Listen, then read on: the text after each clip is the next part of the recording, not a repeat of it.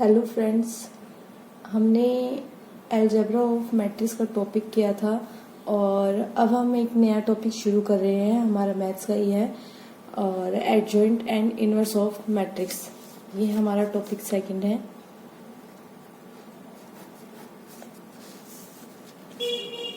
Then adjoint and inverse of matrix पढ़ने से पहले हम इसका इंट्रोडक्शन पढ़ लेते हैं। इंट्रोडक्शन क्या है? The student are already familiar with matrix and algebra of matrix which we have discussed in earlier chapter। हमने पिछले चैप्टर में algebra of matrix का चैप्टर पढ़ लिया था, हम स्टडी कर चुके हैं। इन द प्रेजेंट चैप्टर, जो हमारा प्रेजेंट चैप्टर है adjoint and inverse of matrix, वो हमारी स्टडी ऑफ मैट्रिक्स, ये भी हमारा मैट्रिक्स का एक पार्ट है। दूसरा, हम अपनी स्टडी को क्या कर रहे हैं, कंटिन्यू कर रहे हैं। In particulars we shall be studying adjoint and inverse of matrix। In chapter में हम क्या पढ़ेंगे? adjoint and inverse of matrix। तो देखिए, हम यहाँ पर adjoint पढ़ेंगे। adjoint क्या है और inverse क्या है, ये हमारा algebra of matrix चैप्टर खत्म होने के बाद हमारा मैट्रिक्स का एक दूसरा पार्ट शुरू हो जाता है। देन एडजॉइंट कैसे निकलता है? एडजॉइंट ऑफ मैट्रिक्स क्या कह रहा है? ये कह रहा है कि ए हमारे पास कोई मैट्रिक्स होगी तो वो स्क्वायर मैट्रिक्स होनी चाहिए। Then adjoint of A is defines to another and row square matrix, और हम उसको क्या डिफाइन करेंगे कि वो हम दूसरी मैट्रिक्स है, वो भी हमारे पास क्या है कि एक स्क्वायर मैट्रिक्स है। Which in the transpose of and row square matrix, जो हमारा निकलेगा उसका हम क्या करेंगे, यहाँ ट्रांसपोज करेंगे। यानी यहाँ पर कोफैक्टर भी निकाला जाएगा, डिटर्मिनेंट्स निकाला जाएगा, और यहाँ पर इनके द्वारा हम क्या निकालेंगे, एडजॉइंट ऑफ मैट्रिक्स। देखिए, मैं एक एग्जांपल से समझाती हूँ, ज्यादा क्लियर होएगा। लेट एक एग्जांपल ले लेते हैं।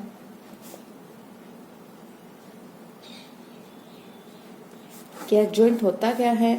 जैसे हमारे पास मान लीजिए कि कोई भी मैट्रिक्स है, एज्यूम कर लीजिए 1 2 3 4, ये कोई मैट्रिक्स दी हुई है। अगर कहते हैं कि इसका एडजॉइंट निकाले, क्या निकाले? एडजॉइंट निकाले। एडजॉइंट को हम इस तरह से डिनोट करते हैं ADJA, ये होता है एडजॉइंट। एडजॉइंट किसका निकालना है? यहाँ हमने ए मैट्रिक्स का निकालना है, तो मैंने यहाँ ए लिख दिया। ठीक है, तो इसके लिए सबसे पहले मुझे निकालने पड़ते हैं कोफैक्टर। क्या निकालने पड़ेंगे मुझे? कोफैक्टर।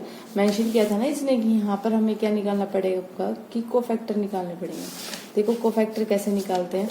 कोफैक्टर निकालने के लिए हमें सभी एलिमेंट्स का निकालना पड़ता है। तो यहाँ पर कितने? A11, A12, A21 and then A22। तो सभी एलिमेंट्स का निकालना पड़ेगा। A11 का, 12 का एंड 21 का और 22 का।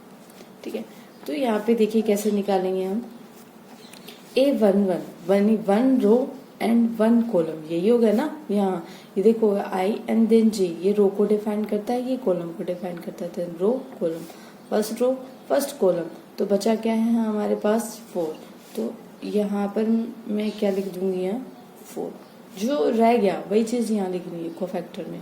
ठीक है, जैसे ये है 1 रो 2 कॉलम, मैं क्या कहूंगी? 1 रो एंड देन 2 कॉलम। ठीक है, 1 रो 2 कॉलम, तो हमारे पास क्या आएगा यहाँ? 3। तो मैं यहाँ पे क्या लिख दूंगी? 3। क्लियर है?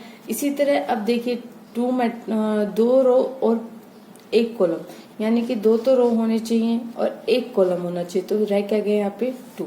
तो मैंने यहाँ क्या लिख दिया? 2। जो रह जाएगा, जो अकेला रह जाएगा, उसी को हम यहाँ लिखेंगे। ठीक है, देन 2 रो 2 कॉलम। अब देखिए 2 रो एंड देन 2 कॉलम, तो बचेगा क्या? 1। तो मैं यहाँ क्या लिख दूंगी? 1। इतना तो क्लियर है कि हमें जो बच गया वही चीज लिखनी है। जैसे ये जिसको भी डिफाइन करेगा वो हटा के जो भी आपकी मैट्रिक्स बचती है उसको यहाँ लिख देना। ठीक है, उसके बाद देखो हमें यहाँ पर कोफैक्टर निकालने के लिए माइनर निकालने पड़ते हैं। माइनर, ये तो माइनर है। ठीक है, एंड कोफैक्टर निकालने के लिए एक टर्म होती है -1। सभी के साथ आप -1 लगाओगे। ये क्यों लगता है? क्योंकि ये साइन चेंज करता है कोफैक्टर। कैसे चेंज करता है? देन यहाँ पर देखो ये होता है I+J, यहाँ पे क्या होता है? I+J।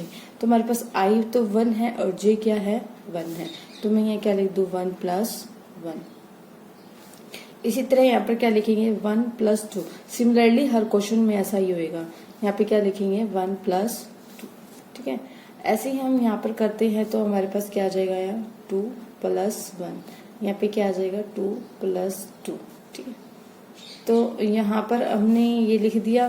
तो इसका मतलब क्या है यहाँ कि -1 की पावर कितनी हो गई है, -1 की पावर कितनी है ये 2, और देन -1 की पावर कितनी है ये 3, एंड देन ये -1 की पावर कितनी है 3, है ना, और -1 की पावर कितनी हो जाएगी यहाँ 4, ये हो जाएगा।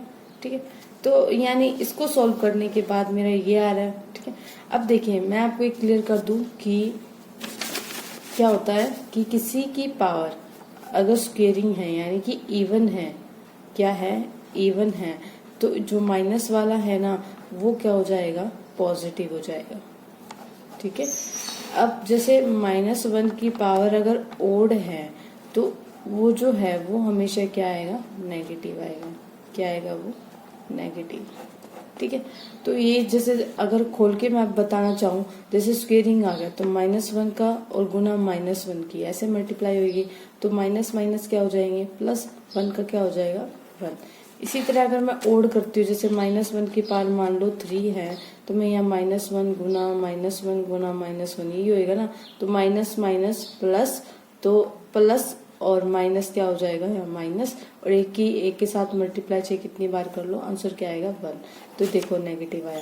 तो कहने का मतलब यहाँ क्या आएगा, देखो सिंपल सा करेंगे हम, ज्यादा कुछ डीपली नहीं करेंगे, बस अपना समझ लेना। इसकी पावर क्या है, इवन।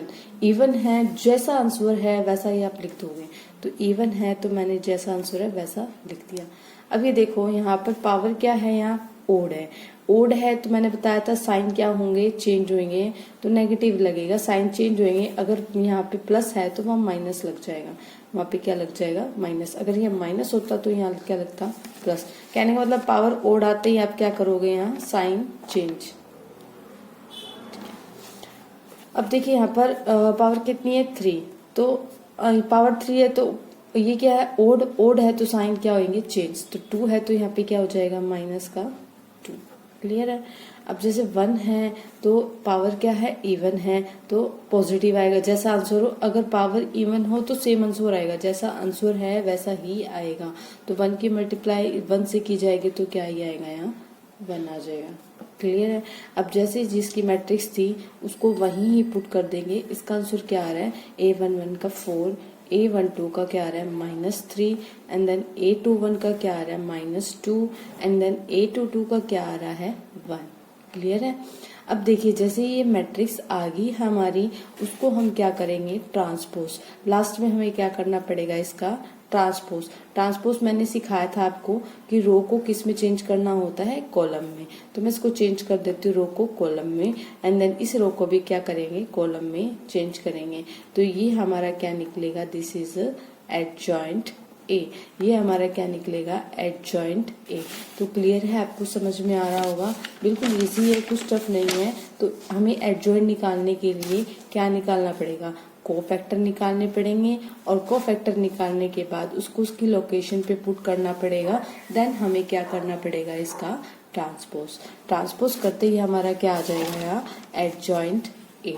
क्लियर है, कुछ नहीं है, ज्यादा टफ कुछ नहीं है, बस प्रैक्टिस करनी है।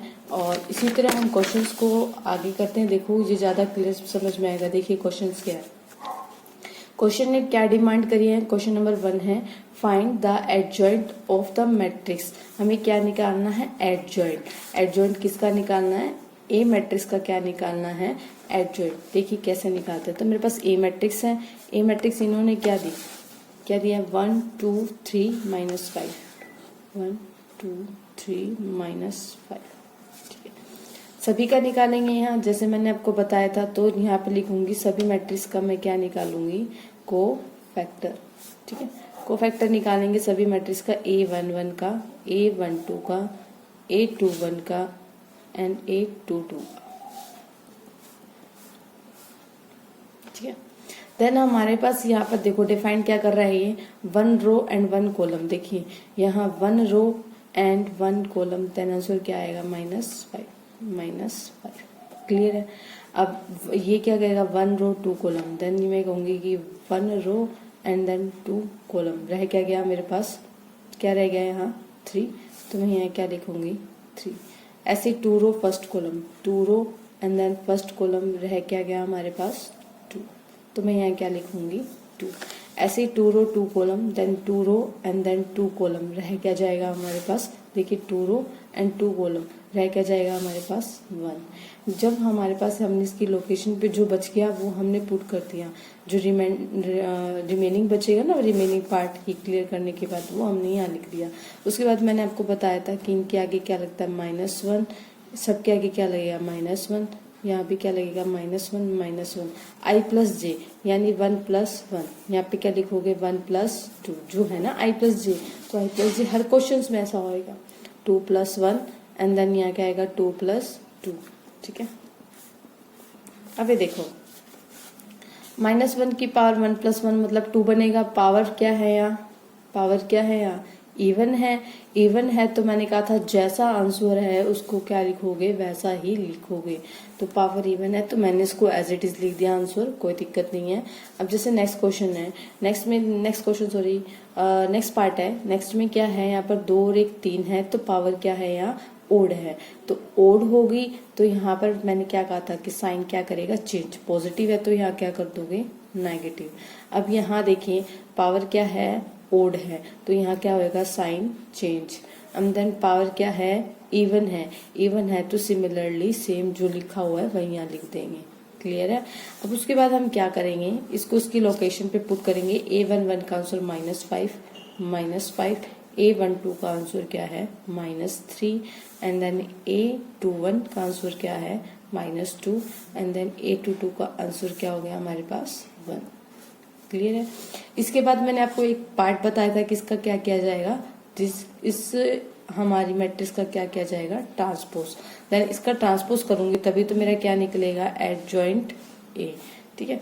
ये तो क्या निकला है यहाँ कोफैक्टर, क्या निकला है ये कोफैक्टर किसका of A matrix, A matrix का हमारा क्या निकला है कोफैक्टर, कोफैक्टर एडजॉइंट निकालना है हमें, तो उसका क्या किया जाएगा ट्रांसपोज, ट्रांसपोज का मतलब रो को किस में चेंज करना कॉलम में, -5 -3 -2 एंड देन 1, ये हमारा क्या आ जाएगा आंसर, क्लियर है। एडजॉइंट बिल्कुल इजी है, और अगर आपको मेरी वीडियो अच्छी लगती है, अगर आपको समझ में आ रहा है तो आप मेरी वीडियो को लाइक करें, सब्सक्राइब करें और अपने फ्रेंड के साथ शेयर करें।